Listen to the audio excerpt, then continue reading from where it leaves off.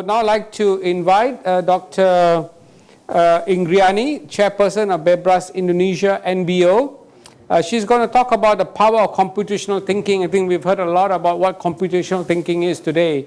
Dr. Inggriani, of course, is a very well-known researcher in the field.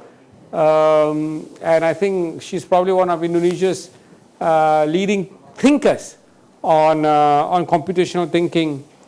Dr. Inggriani? Okay, thank you. And it's an honor to be here invited by you. So I will present a little bit about the power of computational thinking.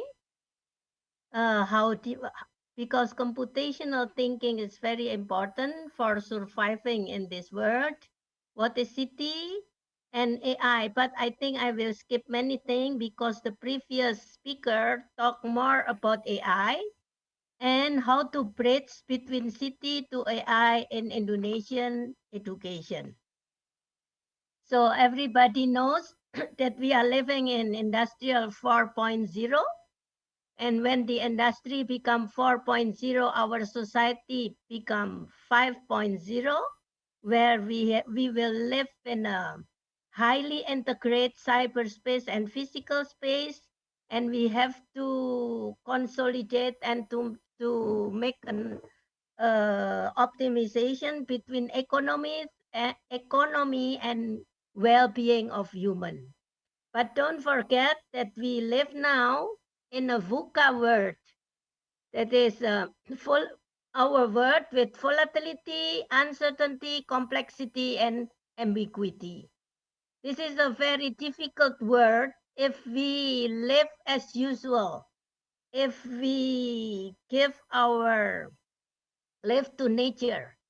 And for responding that, our Mas Menteri has announced that computational thinking will be part of the curriculum. Computational thinking and compassion will be the fifth C and sixth C. And it will drive all Indonesian students to profil pelajar Pancasila. What does it mean? That with good heart, we will have clear thinking, then we will have an independent way of thinking to become critical and creative. Because the world is so big, we cannot do ourselves, then we have to collaborate. Gotong royong is a special way of Indonesian to be in collaboration. And of course, we are part of global society. This is the aim of education, and it will be all foundation for the curriculum. And in 1 minute, computational thinking is problem solving for having an effective, efficient, and optimal solution. So this thinking skill is highly needed, not only with technology, but as human. And for doing an effective, efficient, optimal problem solving, the four cornerstones of computational thinkings are decomposition. It means that we see something as a structured things so that we can break it down to pieces in a good way. We can break real things, concept, and even problem. Abstraction, it means that we have to put our priority in the important things, and we have to write step-by-step solution to give it to the machine so that the machine can do it. Having a pattern recognition ability, we can use our previous solution and we will have a faster solution.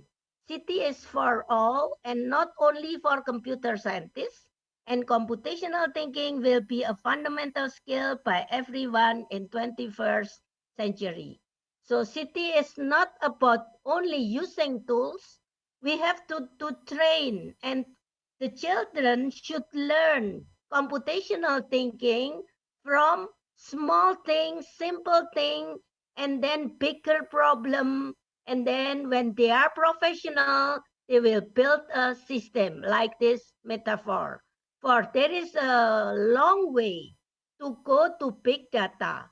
We have to start with small data and then with tools and then to go to big data. This is only the definition. Computational thinking is a thought process. Why it is difficult to teach and the student should learn because a process must happen in the children itself. So how to formulate the problem, what is my solution, and how I can delegate the solution to human or machine. And we will grow the city disposition to the children when they will have confidence in dealing with complexity, persistent in working with difficult problem, tolerance with ambiguity, ability to deal with open-ended problem, and the ability to communicate and work with others. And computational thinking is for all. In our curriculum, uh, even from elementary school, we introduce computational thinking, then informatics, and part of them will work as startup or informatician, computer scientist, software developer. But computational thinking should be the foundation of everything. And unfortunately, in Indonesia, there is a misconception about digital literacy. The previous speaker talked about digital literacy or digital readiness. They confuse our teacher and society confused about ICT and digital literacy, ICT and informatics. If we see the digital literacy framework, it includes problem solving, communication, and all soft skills that have been mentioned by the previous speakers. So digital literacy comprised of problem solving and reasoning and thinking skill is the foundation of every literacy. And computational thinking itself is 21st century literacy. And there are some mistaken about city and also about AI. This morning, Mas Menteri told us city is not just coding. It's conceptualizing, it's a fundamental and a way human thinks, not computer thinks. This is very important aspect of CT. It complement and combine mathematical and engineering thinking. This morning, Mas Menteri told us even if you are an artist, you are not engineer, but you should have engineering thinking. Computer science inherently draw from engineering thinking, and it's about idea, not artifact. And now, going to AI, there are some mistaken about AI that they told us AI will replace human. Every computer is AI program. It is funny. I follow the quiz before. There are some misleading. And AI is machine learning is mistaken because AI is not just machine learning. And AI is not just robotics. High volume data is big data. This is a wrong perception because big data is not only because it's a big value, but it's unstructured, complex, etc. And computational thinking has been mentioned in our national strategy for AI in Indonesia. It is written that computational thinking should be given since earlyhood, early child education. So that's why we put computational thinking in the curriculum. And this morning, many people talk about autonomous. Mas Menteri told us that teachers should be autonomous. There is still misleading about what is automated and autonomous. With highly standardized and procedures, our teacher become automated. But what we want is autonomous. But however, in an autonomous system, human must be decision makers. So it is important to build reasoning capability in the human first before we put in the machine. So as we see the history of artificial intelligence, uh, we can see this is a third wave of AI. When AI moves to the third wave, the system has more and more capability for reasoning. See, the first one just perceiving and reasoning but for a very specific. So it is a very specific, the system can do very specific things like robot that can move a container from one place to the other. The other one is for playing chess. It's fully intelligent because we put the strategy how to win in the machine. And the second wave, um, the system start for learning and abstracting. That's why learning abstracting is very important. And if you remember, abstraction in one of the cornerstone of computational thinking. And the third wave, the computer can explain why I make this decision. What does it mean?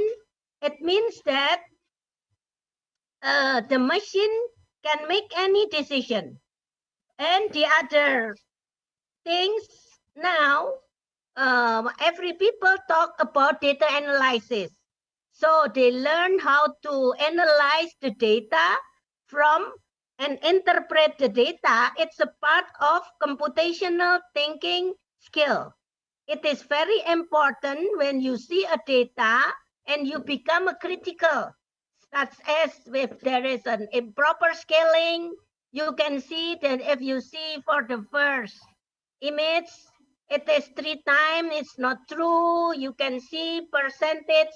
All of this needs reasoning. And now data visualization is combined with arts. They combine all visualization and make people easier to make any decision. And so AI come also to education. Now there are some robots who can help teacher or who can help student for learning. But you know, now the problem is every teacher in the elementary level talk what is computational thinking. All professionals talk about artificial intelligence and big data. And we have in the middle for our high school student, now they have to know in their study what is artificial intelligence and big data. But maybe it's not as professional, but as starter. Maybe it's different for SMK, but for SMA, it's just giving idea, make a system, a small system. But in this era, they have to know about AI and big data, although the big is not very big. So if we see now our reality in Indonesia, the reality, the real intelligence is in computational thinking, and we have to bring it to artificial. For bringing reasoning to our mind to a machine, we have to have knowledge, skills, competence. And this is the big gap that government now try to bridge. So we make a new way of implementing curriculum so that we will grow intelligence skill, artificial intelligence skill, small by small from the first year of elementary school to K-12, year 12. So we have 12 years to develop artificial intelligence at the end. But at the first, we pay attention to computational thinking. And we have to put technology, practice, conceptual knowledge, and thinking skill in one package. We should not separate technology, practice, conceptual, and thinking, because thinking without knowledge is dangerous. Having thinking skill and knowledge without practice is nothing. In this era, if we practice with technology, it will be more efficient, effective, and optimal.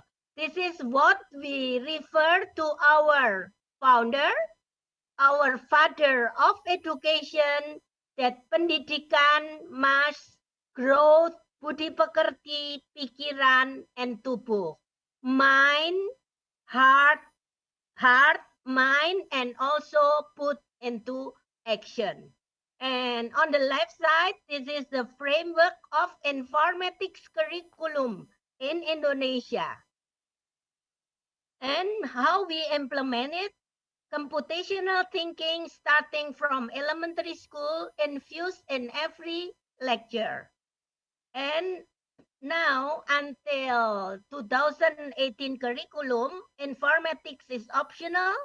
It planned to be mandatory from middle school and year 10 and become optional in year 11 and year 12. Year 11 and year 12 is for students who will pursue their study in informatics. The problem of implementation is digital gap between urban and rural society, but we will try to teach our students with some method without computer. And lack of teacher, if we can talk about link and match between school and industry, now we have to make a bridge between school and university.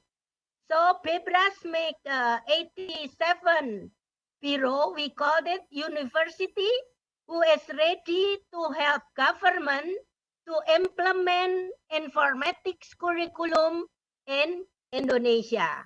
This is the pattern of our BeBras bureau. We are now ready working to help government. And Google has given to us a grant for introducing computer science to 22,000 teachers in 22 regions of Indonesia.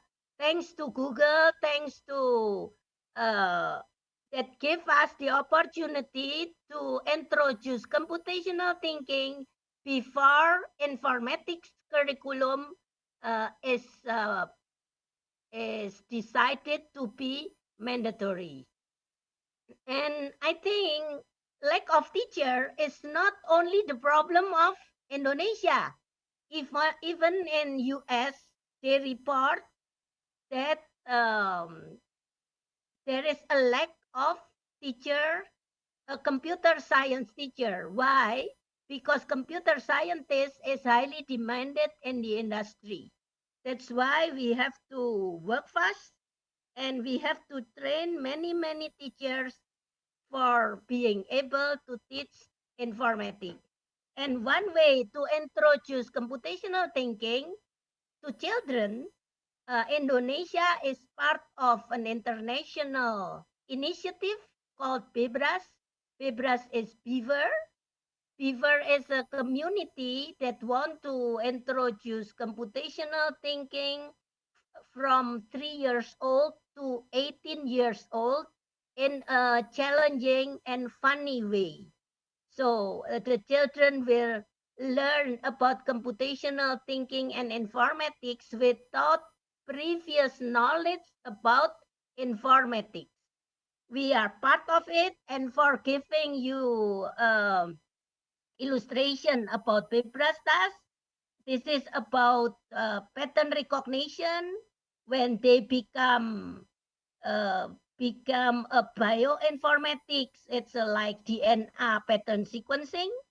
That's why they learn from 3 years old, learning about how to make abstraction, graph theory, without previous knowledge about graph theory. This is BeBras. So it is a yearly challenge where we ask students to solve an interesting problem related to informatics. Very challenging, like graph. This is for high school. This is the base of graph algorithm, or this is for greedy algorithm, sorting, optimization. So we present it in an interesting way. And for region who has no computer, and also for who has computer, we create games where they play and learn computational thinking by activity-based learning. So this is a robot programmed by his friend, a programmer and a robot. So before programming robot, the children has experience to play as robot. And this is another way of learning. Line follower robotics, Meki. This will be part of our curriculum. I think it's the end of my presentation. Sorry, it is raining very hard at my home. And we would like to thank you for this opportunity, to thank you for Google to give us grant, IPB for giving us an online platform, and GDP Venture for supporting us for BeBras Challenge from the beginning. We have also a platform for competitive programming. It has 20,000 and more students who will compete in international Olympiad in informatics. Thank you. I think that's all of my presentation. Sorry. Inggriani, very interesting. Noise. Yes. Thank you so much for your presentation, and I think you're an inspiration for all of us in terms of how we can continue to learn no matter what age we are. So age should not be a barrier. Thank you so much for your presentation.